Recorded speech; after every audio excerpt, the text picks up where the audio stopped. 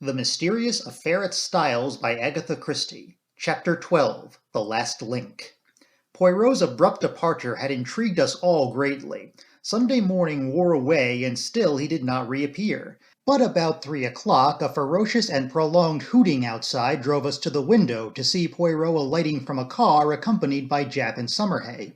The little man was transformed. He radiated an absurd complacency. He bowed with exaggerated respect to Mary Cavendish. "Madame, I have your permission to hold a little réunion in this salon. It is necessary for everyone to attend." Mary smiled sadly. "You know, Monsieur Poirot, that you have carte blanche in every way. You are too amiable, madame." Still beaming, Poirot marshaled us all into the drawing-room, bringing forward chairs as he did so. "Miss Howard here, Mademoiselle Cynthia, Monsieur Lawrence, the good Dorcas, and Anne bien. We must delay our proceedings a few minutes until Mr. Inglethorpe arrives. I have sent him a note." Miss Howard rose immediately from her seat. "If that man comes into the house, I leave it." "No, no!" Poirot went up to her and pleaded in a low voice. Finally, Miss Howard consented to return to her chair. A few minutes later, Alfred Inglethorpe entered the room. The company once assembled, Poirot rose from his seat with the air of a popular lecturer and bowed politely to his audience. "Monsieur, Mesdames, as you all know, I was called in by Monsieur John Cavendish to investigate this case.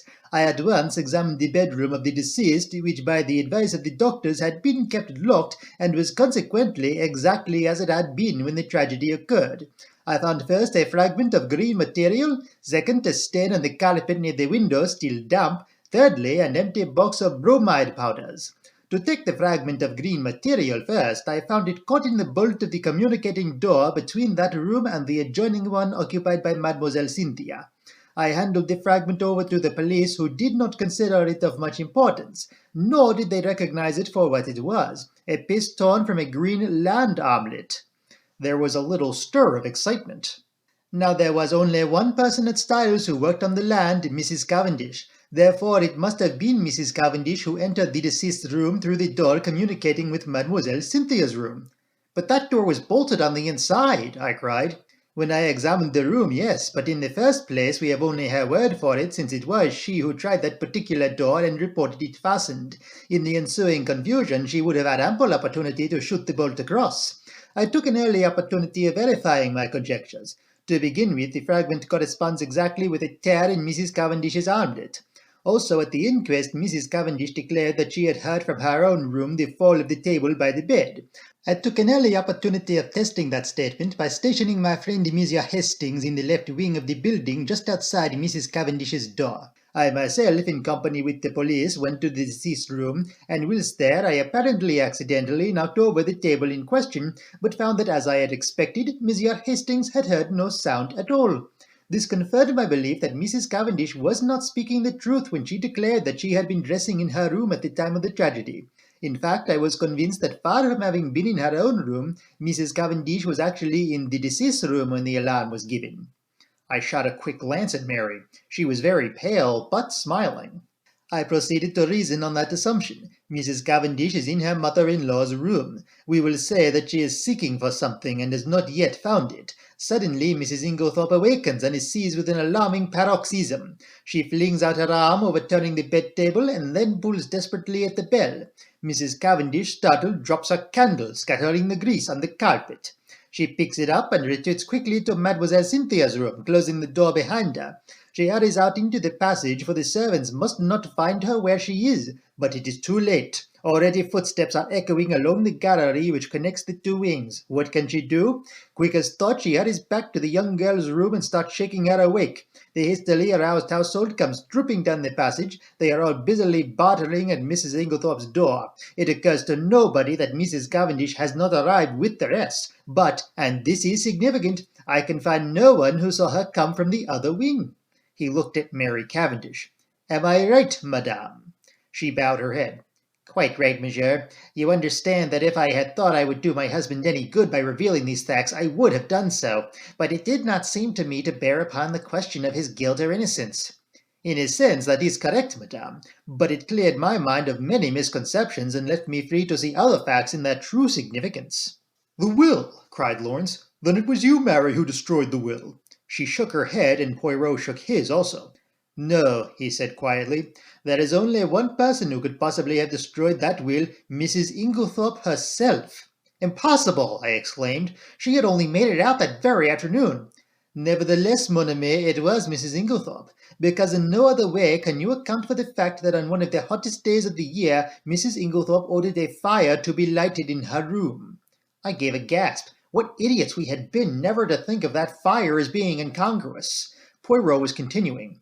The temperature on that day, messieurs, was 80 degrees in the shade. Yet Mrs. Inglethorpe ordered a fire. Why? Because she wished to destroy something and could think of no other way. You will remember that in consequence of the war economics practiced at Styles, no waste paper was thrown away. There was therefore no means of destroying a thick document such as a will. The moment I heard of a fire being lighted in Mrs. Inglethorpe's room, I leaped to the conclusion that it was to destroy some important document, possibly a will. So the discovery of the charred fragment in the grate was no surprise to me.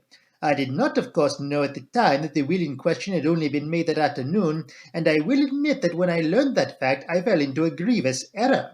I came to the conclusion that Mrs. Inglethorpe's determination to destroy her will arose as a direct consequence of the quarrel she had had that afternoon, and that therefore the quarrel took place after and not before the making of the will. Here, as we know, I was wrong, and was forced to abandon that idea. I faced the problem from a new standpoint. Now at 4 o'clock, Dorcas overheard her mistress saying angrily, "You need not think that any fear of publicity or scandal between husband and wife will deter me."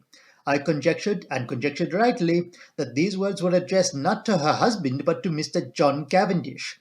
At 5 o'clock, an hour later, she uses almost the same words, but the standpoint is different. She admits to Dorcas, "I don't know what to do. Scandal between husband and wife is a dreadful thing." At 4 o'clock, she has been angry, but completely mistress of herself. At 5 o'clock, she is in violent distress and speaks of having had a great shock. Looking at the matter psychologically, I drew one deduction which I was convinced was correct. The second scandal she spoke of was not the same as the first, and it concerned herself. Let us reconstruct. At 4 o'clock, Mrs. Inglethorpe quarrels with her son and threatens to denounce him to his wife, who, by the way, overheard the greater part of the conversation. At 4:30, Mrs. Inglethorpe, in consequence of a conversation on the validity of wills, makes a will in favour of her husband, which the two gardeners witness. At 5 o'clock, Dorcas finds her mistress in a state of considerable agitation, with a slip of paper, a letter, Dorcas thinks, in her hand, and it is then that she orders the fire in her room to be lighted. Presumably then, between 4:30 and 5 o'clock, something has occurred to occasion a complete revolution of feeling, since she is now as anxious to destroy the will as she was before to make it. What was that something? As far as we know, she was quite alone during that half-hour. Nobody entered or left that boudoir. What then occasioned this sudden change of sentiment? One can only guess, but I believe my guess to be correct. Mrs. Inglethorpe had no stamps on her desk. We know this because later she asked Dorcas to bring her some. Now in the opposite corner of the room stood her husband's desk, locked. She was anxious to find some stamps, and according to my theory she tried her own keys in the desk. That one of them fitted, I know. She therefore opened the desk, and in searching for the stamps she came across something else, that slip of paper which Dorcas saw in her hand, and which assuredly was never meant for Mrs. Inglethorpe's eyes. On the other hand, Mrs. Cavendish believed that the slip of paper to which her mother-in-law clung so tenaciously was a written proof of her own husband's infidelity. She demanded it from Mrs. Inglethorpe, who assured her quite truly that it has nothing to do with that matter. Mrs. Cavendish did not believe her. She thought that Mrs. Inglethorpe was shielding her stepson. Now Mrs. Cavendish is a very resolute woman, and behind her mask of reserve she was madly jealous of her husband. She determined to get hold of that paper at all costs, and in this resolution chance came to her aid. She happened to pick up the key of Mrs. Inglethorpe's dispatch case, which had been lost that morning. She knew that her mother-in-law invariably kept all important papers in this particular case. Mrs. Cavendish therefore made her plans as only a woman driven desperate through jealousy could have done. Some time in the evening she unbolted the door leading into Mademoiselle Cynthia's room. Possibly she applied oil to the hinges, for I found that it opened quite noiselessly when I tried it.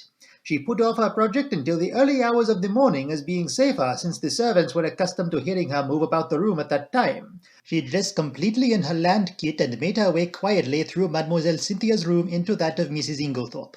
He paused a moment, and Cynthia interrupted. "But I should have woken up if anyone had come through my room."